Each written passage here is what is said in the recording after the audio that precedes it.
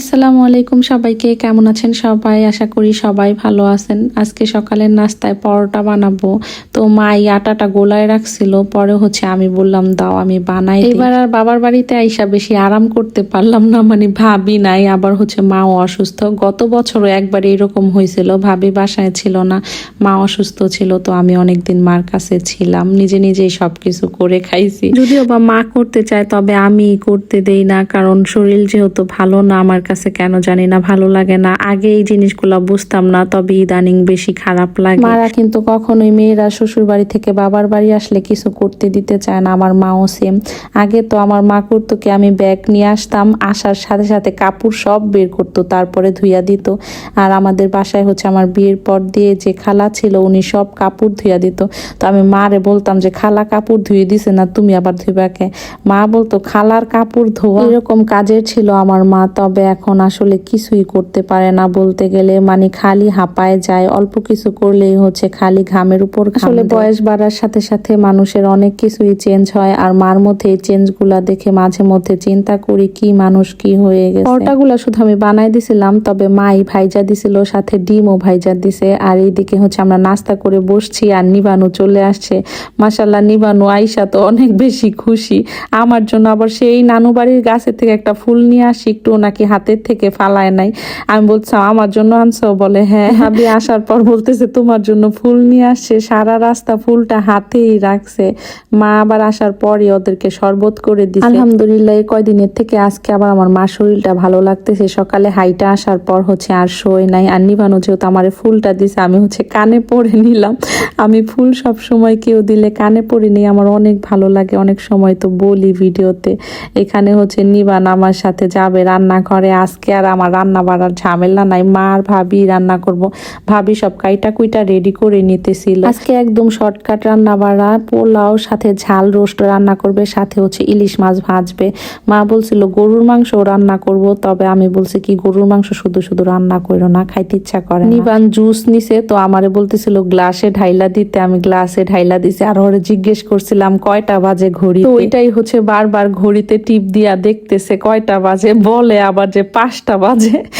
যে কয়টাই বাজু করে জিজ্ঞেস করলে বলে 5টা বাজে। ঘড়িরে টিপ্পা টাইমার ঠিক রাখে না, ঠিক করে দিলে আবার সে নষ্ট করে ফেলে। ঘড়ি পড়তে অনেক বেশি পছন্দ করে। মাশাল্লাহ, মা ঝাল রোস্টটা রান্না করে আইনা আমারে দেখাইতেছিল। নিবানুও তো দেখা খুশি, এটা গরম ছিলাম, বলতেছিলাম ধৈর্য না গরম।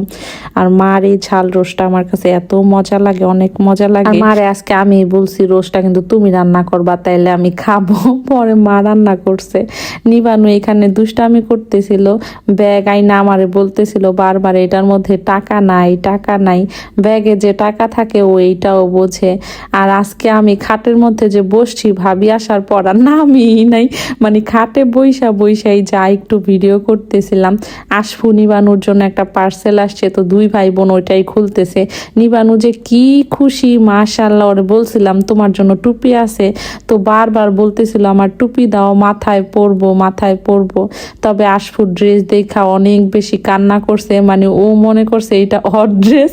দেখেন টুপি দেখা কি খুশি, এরটুক মানুষ গিফট পাইয়া এত খুশি। গিফট যে কি বোঝে বাচ্চার আল্লাহই জানে। ব্যাগটা দেখা তো আরো কান্না শুরু করছে, ওরও ব্যাগ লাগবো। পরে আগের বার যে আপু একটা ব্যাগ দিছিল, ওইটা ভাবি ওরে দিছে। মাশাআল্লাহ, নিবানো টুপিটা কিন্তু মাথায় অনেক সুন্দর হয়েছে, তাই না? টুপি পেয়ে তো সে খুশি, তবে ব্যাগের জন্য কান্নাকাটি শুরু করে দিছিল। প্লাস জামার জন্য ওই দেখেন আশফু জামা নিছে, আর ও কান্না শুরু করে দিছে। ও এই জামা পরবে, এত বেশি কান্না করতেছিল, থামতেছিলই না। এই ড্রেসটা কিন্তু আপু হাতে কাজ করছে।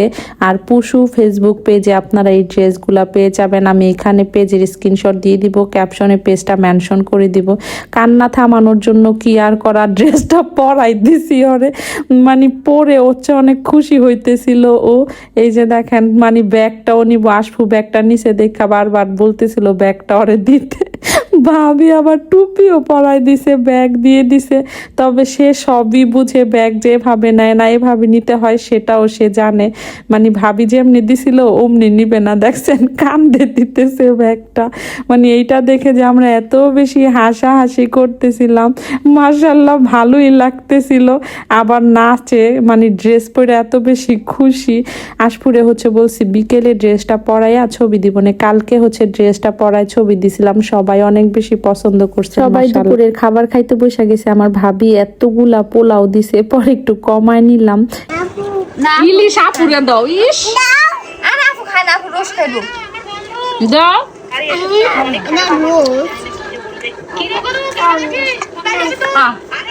আপু খাইবো না দেখে ওইও খাইবো না। দেখছেন নিবানুর ভালোবাসা, মানে আশফিয়া হচ্ছে ইলিশ মাছ খায় না, ওরে দিলেও খাইতে চায় না, কাটা বাইছা যায় কেমনে জানি, মানে বাইসা দিলেও। এর জন্য হচ্ছে আপুরে দিবে না দেখে ও খাইবো না। পরে আবার ভাবি জোর করে দিছে, কারণ নিবানের ইলিশ মাছ অনেক বেশি পছন্দ।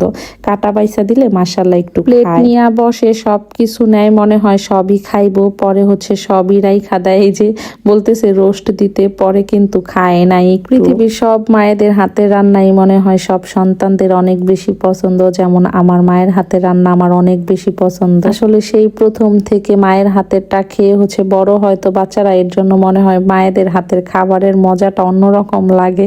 যেমন আজকে এত তৃপ্তি করে খাইছি, খাবারটা অনেক মজা লাগছে, অনেক বেশি ভালো লাগছে। আর এই রোস্টের রেসিপিটা আমি একদিন আপনাদের সাথে শেয়ার করব, আবার যখন বাসায় যাব। অনেক মজা হয়েছে, মানে অনেক মজা হয়েছে, ঝাল ঝাল। আর এইখানে হচ্ছে নিবানু পাগল হয়ে গেছে, ব্যাগ নিবে, টুপি পরবে, রেডি হবে। তবে আশপুর হচ্ছে ম্যাডাম আসছিল, পড়াইতেছিল ওরে। পরে কি আর করার, ভাবি সব কিছু বের করে দিছে, আমি পড়াই দিছি। এখন বোনের জন্য অপেক্ষা করতেছে, মানে ছবি তুলতে যাবে বোনের সাথে।